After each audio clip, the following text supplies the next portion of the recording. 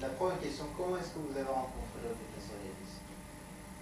Je l'ai rencontré de deux façons. La première fois, c'est assez bizarre, c'était durant la guerre d'Algérie. J'étais allé à une manifestation, j'avais trouvé par terre un numéro de Socialisme au Barbarie, mais je ne savais pas que c'était Castoriadis puisqu'il écrivait sous le nom, mais j'avais trouvé fort intéressant ce truc. Mais après, je ne l'avais jamais revu pendant de nombreuses années.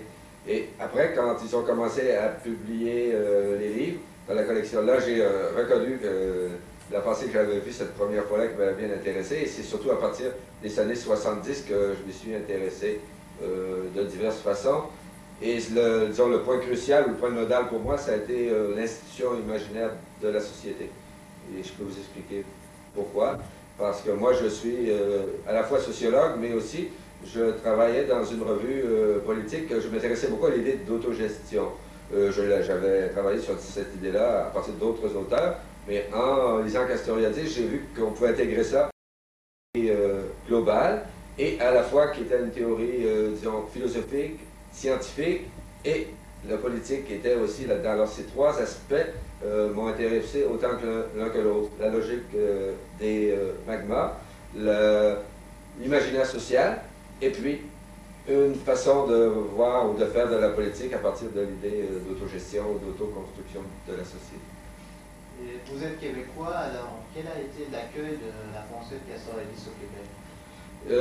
Il y a un certain nombre de gens qui s'y intéressent, évidemment c'est pas très répandu, mais nous, disons, on a une revue qui s'appelle la revue Possible, qui est une revue à la fois, si on peut dire, indépendantiste, autogestionnaire, et qui s'intéresse à la création, à la créativité culturelle. C'était fondé en 1976.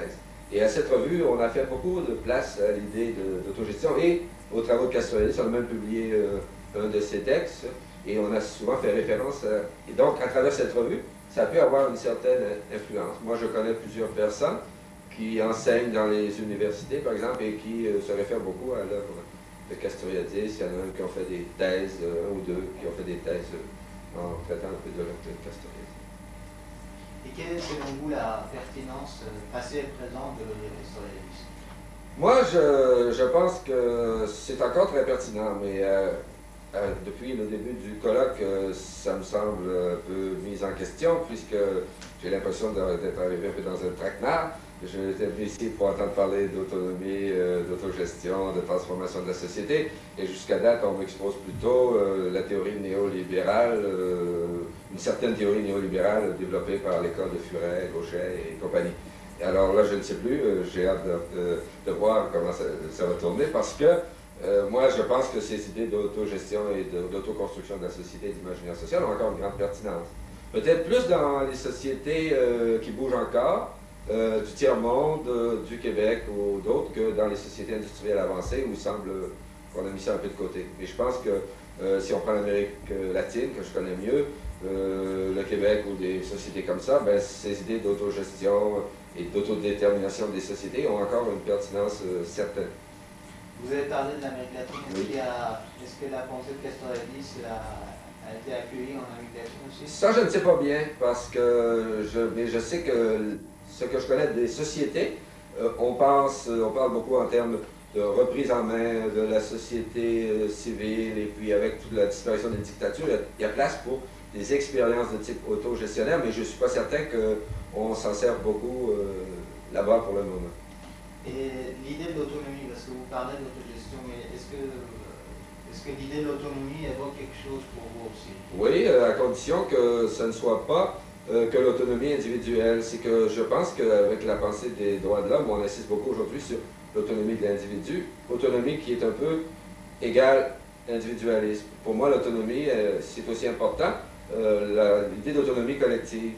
Et chez Castoriadis, je pense qu'elle est aussi importante que celle d'autonomie individuelle. On ne devient autonome individuellement que dans des pratiques collectives.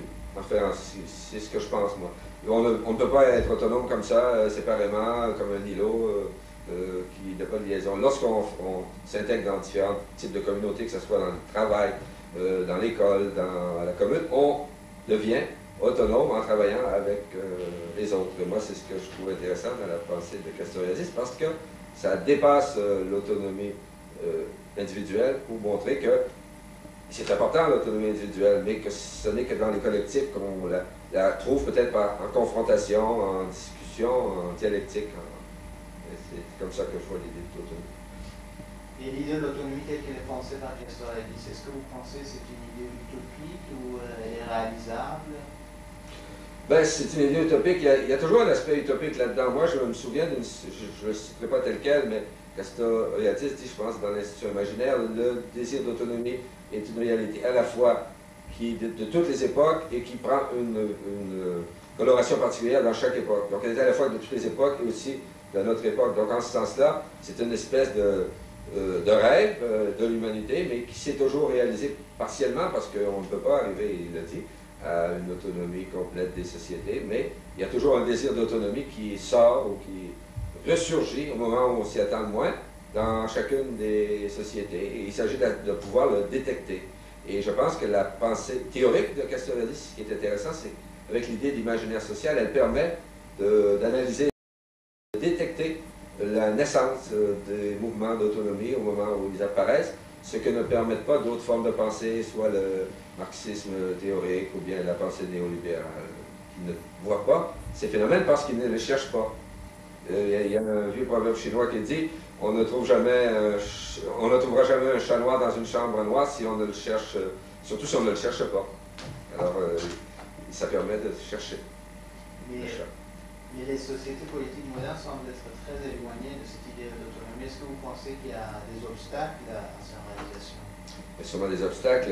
Les plus gros obstacles, c'est, bon, d'un côté, il a dit la technocratie, que ce soit du côté des pays de l'Est ou de nos propres pays. C'est la médiatisation, c'est les embûches de l'élection au suffrage universel qui se fait maintenant beaucoup plus à coup d'image qu'à coup de projet politique. Il y a sûrement un certain nombre d'obstacles, mais je me demande si la période qu'on vit n'est pas une période transitoire qui va repermettre, parce qu'on a beau interpréter le développement des sociétés de l'Est seulement en termes de retour au capitalisme, je crois que c'est pas si simple que ça. C'est qu'il va y avoir aussi dans ces sociétés-là des espèces de résurgence de l'idée d'autonomie, d'autogestion. On ne tombera pas carrément du stalinisme au capitalisme, on va trouver des formes intermédiaires et c'est peut-être là de là que vont venir les idées nouvelles pour les sociétés occidentales.